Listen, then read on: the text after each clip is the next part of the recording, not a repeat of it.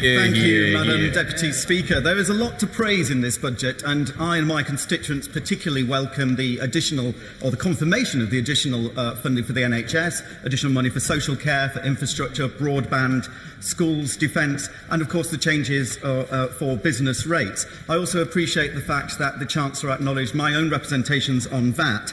And given that I have 107 pubs in my constituency, which is about 35 more than average, I particularly welcome the freeze on beer and spirits duty, and so do my constituents. But it's not just about the total amount of money being spent, it's about where it's spent and how it's spent. And on this, I believe we have considerable further work to go.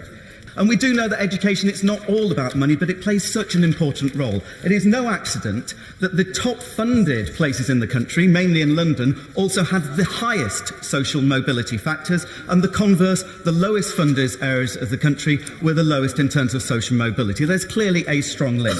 In my constituency in particular, average funding for secondary schools is £4,875. That's one of the lowest in the country. It's £500 below the average school. It's £3,000 less per pupil per year than Hackney, £2,000 per pupil per year less than Islington, and yet average incomes in my constituency at £404 are £39 below the national average. It is unfair, and I am glad that the government is taking action and making sure that with the fairer funding formula we will make changes as fast and easy as we can make that. Relating to CCG and NHS spending, as I was mentioning, the average spending is £1,254. In Worcestershire it is £1,138, and there are areas of the country where average spending per person is up to £1,670. Again, my constituents are losing out to the tune of £500 per person per year versus other areas.